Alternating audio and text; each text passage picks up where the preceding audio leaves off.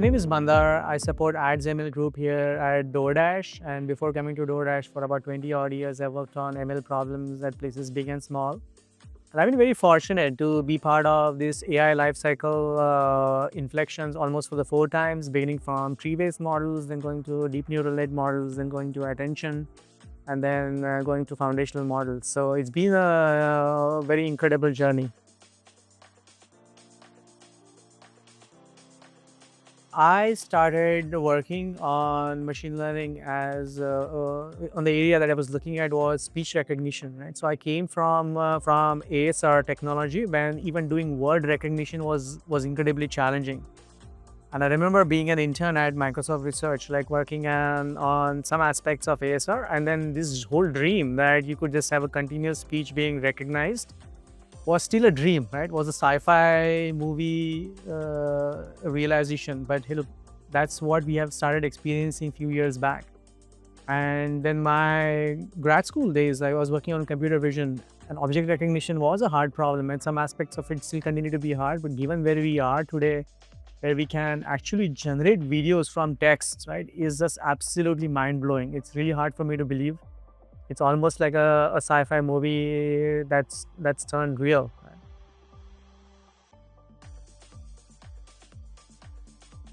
Yeah, so the way I have or our teams have approached using some of these the new tech that has come out has been very business centric, right? So we are saying, hello, we want to jump onto this tooling or jump on these ideas. Either one, they help us achieve a step function in our business, or two, like they help accelerate some portions of our efficiency metric. Like it could be a cost metric, it could be our ML velocity metric. It helps us achieve ML faster ML velocity, or it helps us reduce our costs.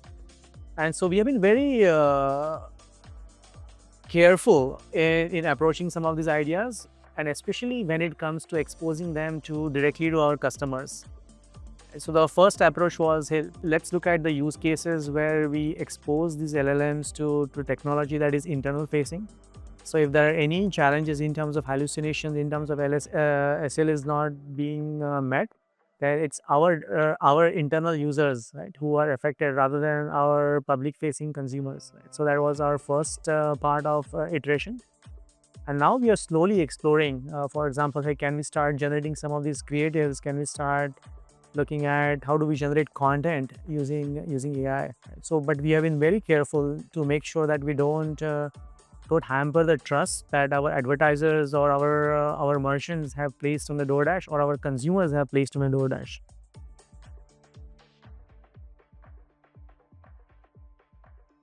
The guardrails, I would say, have been like having human in the loop, right? As a first phase of deployment, having a human in the loop, looking at the output that the AI has generated was a very important step. Right? So we wanted to make sure that the output that the LLMs or foundational models are generating are true. Right? So we are worried about hallucinations. Right? We are worried about adversarial attacks that could potentially happen. So the one way that we have approached this is by introducing a business logic as an intermediary between the output of LLMs and the user interaction. Right? So we always ensure that the business logic is respected and doesn't lead to like hallucinations affecting user experiences or affecting DoorDash from adversarial attack that could potentially happen. So I would say we have used foundational models to improve our ML velocity. So to give you one example, we use ML models to evaluate the relevance of ads on DoorDash. Right? So for example, if the query is cookies, and we show you a bunch of items, are these bunch of items relevant to this query or not? So that has been foundational in terms of our ML engineers being able to iterate faster on the quality plus the cost, right? So when I was talking earlier on, hey, look, the quality and the cost were the primary factors in us adopting this. The second area where we have seen adoption is some of the coding agents. We started with Copilot from GitHub, and now we are looking at some of the like Cursor, Augment Code, and we are seeing a very strong positive response from the engineering community. The third area I would say is areas like resolve, right, where it's still experimental, but it's showing a lot of promise, right, in terms of improving the developer quality of life, as well as helping us move fast with some reliability.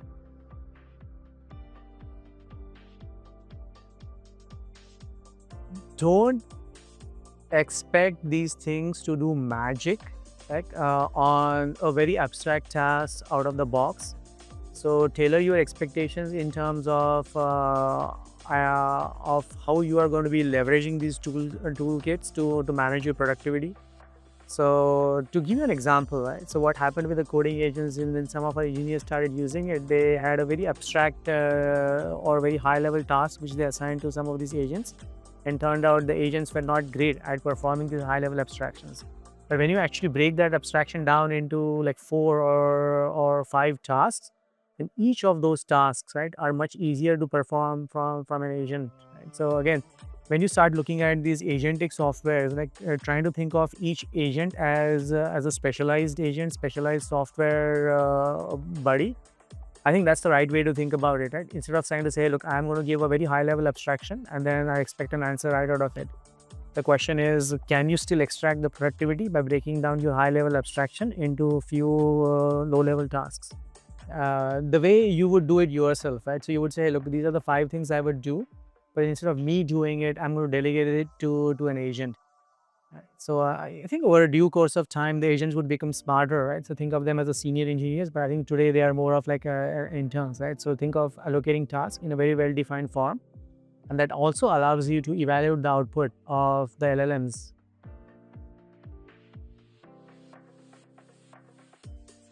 So my professional way or the DoorDash way of looking at this would be not an or, right, but an and. Right? So there is no way we can sacrifice quality or speed. Right? So which is how we are thinking about this. We want to go at it. Hey, look, we want to have speed with strong reliability and strong quality. So there is no way we can sacrifice one for the other. Yeah.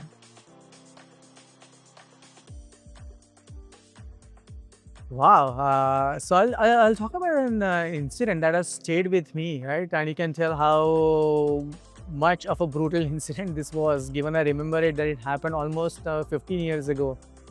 This was my first foray into the industry, and I was writing a search engine or parts of search engine in C.